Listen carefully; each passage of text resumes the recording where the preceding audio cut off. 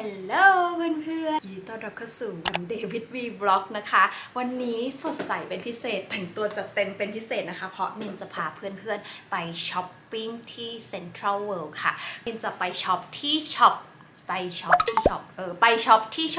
Adidas ค่ะทุกคนเพราะว่าที่ Adidas เนี่ยเขามีบราฟิตติ้งกับบราเอ็กซ์เพรสสำหรับหลายคนที่งงว่าพี่คะเราจะเลือกบรายังไงใส่ยังไงให้เหมาะกับหน้าอกเราหรือว่าจะเลือกบรายังไงให้เหมาะกับลุคกับสไตล์ของเราที่ช็อป Adidas มีพี่บราเอ็กซ์เพรสคอยช่วยแนะนำเราค่ะนินก็อยากจะรู้เหมือนกันว่าพี่เขาจะแนะนำเรายังไงก็เดี๋ยววันนี้นินจะพาเพื่อนๆไปดูค่ะไปกันเลย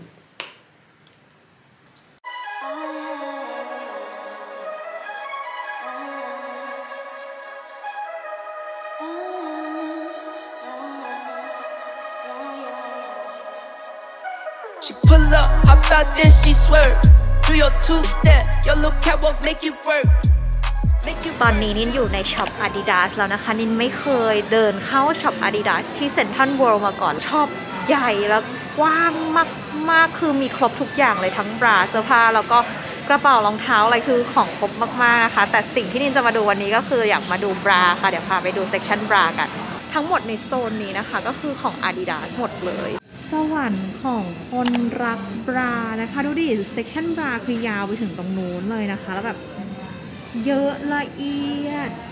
มากแล้วนินเพิ่งสังเกตเห็นว่าเขามีแบ่งออกเป็นแคตตากรีย่อยเลยนะว่าแบบตัวนี้คือ Light Support ตัวนี้คือ Medium Support ต่างๆตัวนี้คือเหมาะกับโยคะตัวนี้คือสวยมากอันนี้คือสามารถแบบใส่ออกไปข้างนอกได้เลยนะโอ้ยตัวนี้ก็สวยนะคะสีน่ารักมากพอมาเซกชันตรงนี้นะคะก็จะเขียนว่า High Support นะคะเขาก็จะบอกไว้เลยว่าอันนี้ก็จะเหมาะกับ Trail Run Running มีทรงที่ซัพพอร์ตหน้าอกที่หนากว่าตัวเมื่อกี้นะคะชอบบราตัวไหนเป็นพิเศษคะตัวนี้นะครับสีเหลืองมีลายสวยมากเนี่ยสีนี้เหมาะกับเธอเอาดีๆสีเวอร์วังมากไม่ต้องเข้าเซ็ตนะนี่สีบราเขาแบบใส่ออกไปข้างนอกได้ไปปาร์ตี้ได้เลยนะตัวนี้โซนตรงนี้นะคะเขาให้ความสำคัญกับพวกบรามากๆเขาก็จะมีแบ่งเป็นละเอียดยิบย่อยสามารถดูได้เลยว่าบราทรงนี้ไว้ใส่ออกกำลังกายแบบไหนเทรนนิ่งฟิตเนสฟุตบอลต่างๆว่าบราเขาสามารถซัพพอร์ตกีฬาอะไรได้บ้างนะพอเราเห็นบรารูปแบบที่เราสนใจแล้วเราไม่มั่นใจว่าควรจะเอาบราแบบไหนดีทางนี้จ้ามีโซนเอ็กซ์เพรสแนะนำจองคิวไว้แล้วตามมาถึงคิวนี้แล้วค่ะที่จะพบกับบราเอ็กซ์เพรสนะคะให้พี่เขาช่วยเลือกบราให้เหมาะกับไลฟ์สไตล์ของนินนะคะคิวนี้เดี๋ยวเดินเข้าไปคุยกันสวัสดีค่ะพอดีนินนะอยากจะมาเลือกบราที่นินสามารถใส่ในชีวิตประจำวันได้ด้วยแล้วก็นินนะออกกำลังกายเป็นเวทเทรนนิ่งเบาๆที่บ้านอย่างเงี้ยค่ะพอดีเห็นมันมีบราหลากหลายรูปแบบมากก็เลยอยากจะเลือกให้มันเหมาะกับไลฟ์สไตล์ของเราจริงๆว่าควรจะเลือกเป็นแบบไหนพวกตัวเทรนนิ่งตัวไลท์ซัพพอร์ตก็ได้ค่ะอันนี้เวทหนักไหมคะไม่หนักค่ะเป็นเบาๆแบบออกกำลังกายกับเสื่อโยคะเบาๆอย่างเงี้ยเลยมีกิจกรรมโยคะด้วยไหมคะไม่มีค่ะเป็นแค่เวทเทรนนิ่งแต่ว่าทำบนเสื่อโยคะอ๋อเป็นตัวเทรนนิ่งตัวไลท์ซัพพอร์ตก็ได้วิธีการเลือกบราให้ถูกต้องกับหน้าอกของเราเนี่ยเลือกยังไงวัดไซส์ยังไงก็ขั้นตอนแรกจะเป็นการวัดไซส์ก่อนนะคะว่าลูกค้ารอ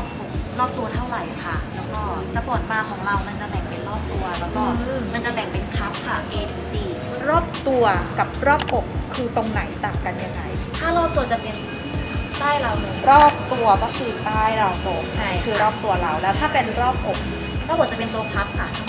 ตัวคัพก็คือพาดกลางหน้าอกเราไปเลยก็จะได้เป็นไซส์รอบอกใช่ค่ะอันนี้ก็คือคุณรีมนะคะจะช่วยวัดรอบตัวนี้นะคะส่วนนี้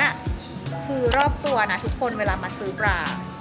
แต่ถ้ามาที่ช็อป Adidas ก็คือจะมีพี่บราเอ็กซ์เพรสดูแลเราให้เลย67ค่ะ67นั่นคือรอบตัวของนินนะคะหวยงวดนี้ถ้าสมมติหลายๆคนทราบแล้วว่าตัวเองไซส์บราปกติของตัวเองเท่าไหร่ก็คือมาบอกบราเอ็กซ์เพรสได้เลยแต่ถ้าไม่ชัวร์พี่เขาก็จะวัดให้อีกทีนะคะเป็นรอบ76ค่ะ76นะคะกับ67ในห้องนี้คืออะไรคะคุณรีมอันนี้จะเป็นห้องรองค่ะสำหรับลูกค้ามีแทมโพลีนด้วยใช่อันนี้เอาไว้ทดลองได้ค่ะว่าเป็นการรับแรงกระแทกได้ดีไหมอะไรอย่างเงี้ยค่ะใส่บาร์แล้วแบบเฮ้ยมันจะออกกำลังกายได้จริงหรือเปล่าทางร้านก็คือมีแทมโพลีนให้เลยเดี๋ยวนินจะลองใส่บาร์ของ Adidas แล้วก็จะลองใช้งานดูแล้วหนึ่งไหนบาร์ต้องใส่บาร์แบบไหนต้องใส่บาร์ด้วยทั้ง Bra Expert ก็คือเลือกมาว่าอันนี้เหมาะกับไลฟ์สไตล์ของนินซึ่งเป็นตัวที่นินแอบเล็งไว้เมื่อกี้นี่เลยเดี๋ยวนินจะลองใส่ดูนะคะรออยู่ข้างนอกมาแล้วทุกคนขอให้พี่ Bra Expert ช่วยเลือกแล้วนินก็รู้สึกว่าเรามั่นใจขึ้นแล้วมันใส่กระชับกับตัวเราจริงๆได้ด้วยนะคะแล้วทรงดีไซน์อะไรก็คือสามารถใส่ออกไปข้างนอกได้ไม่เหมือนแบบใส่บราเพราะว่าด้านหลังไม่ได้มีตะขอมีความแบบแฟชั่นสุดๆฉันลองจริงฉันลองออกกำลังกายจริงเป็นท่าออกกำลังกายที่นินทำออกบ่อยๆ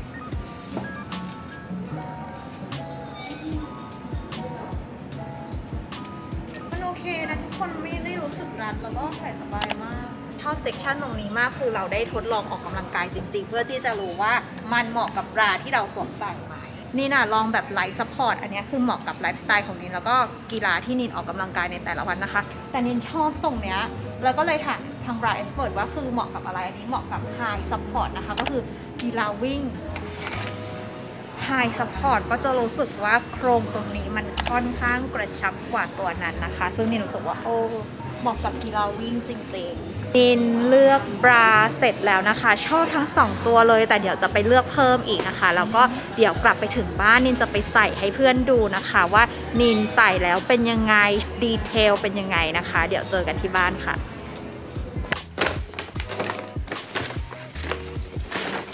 กลับมาถึงบ้านกันแล้วนะคะนินจะมาเปิดถุงช็อปจากแบรนด์ Adidas ให้ดูกันนะคะว่านินเลือกเป็นบราตัวไหนมาบ้างนินเลือกมาทั้งหมด3ตัวด้วยกันนะคะก็คือนินอยากลองทั้งหมดเลยว่าบราทั้ง3ประเภทที่เขาแบ่งเป็นแคตตากรีมี Light Support Medium Support นะคะแล้วก็ High Support เนี่ยแตกต่างกันยังไงเอาจริงๆชอบดีไซน์เขาด้วยแหละก็เลยหยิบมาทั้ง3แบบนะคะเรามาดูแบบแรกกันก่อนเลยก็คือแบบ Light นะคะถ้าไปเลือกบราที่ช็อปอะค่ะเขาจะมีแบ่งประเภทให้เลยนะคะแล้วก็ตรงถ้าไม่ชัวร์จริงๆก็ให้เช็คที่แท็กอีกทีหนึ่งเขาก็จะเขียนบอกไว้เลยว่าเป็น Light Support นะคะรุ่นนี้ Light Support เนี่ยก็เหมาะกับกิจกรรมเบาๆเช่นแบบพวกโยคะพิลาทิสหรือกีฬาที่ไม่ได้ใช้แรงกระแทกมากก็เหมือนกับนินนะคะที่ออกกำลังกายอยู่บ้านเบาๆก็จะเหมาะเป็นพวกกับ Light Support แล้วดูดีไซน์เขาเปรี้ยวมากสีแบบเนี้ย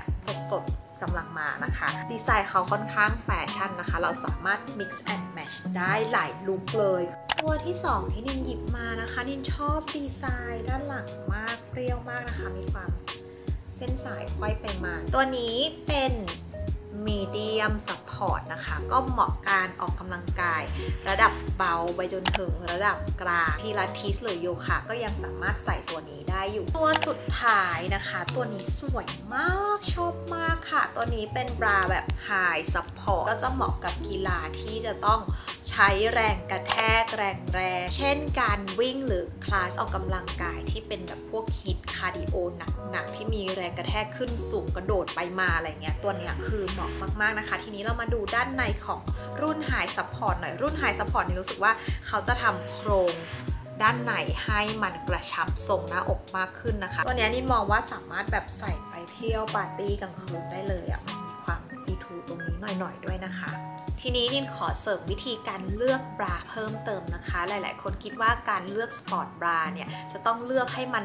เล็กแล้วก็รัดตัวที่สุดเพื่อให้หน้าอกของเราไม่ได้รับการกระเทือนหรือเคลื่อนที่มากจนเกินไปจริงๆเป็นอะไรที่ผิดนะคะถ้าเราใส่รัดจนเกินไปอาจจะทำให้เราออกกำลังกายไม่สะดวกแล้วก็หายใจก็ไม่ออกอีกต่างหากนะคะควรเลือกบราให้พอดีกับตัวคือดีที่สุดนะคะและถ้าสมมุติว่าไม่ชัวร์จริงๆก็ปรึกษา Bra Expert ได้นะคะให้พี่ Bra Expert เนี่ยช่วยแนะนำเราได้ค่ะ She pull up, hop out, then she swerve. Do your two-step, your little catwalk, make it work.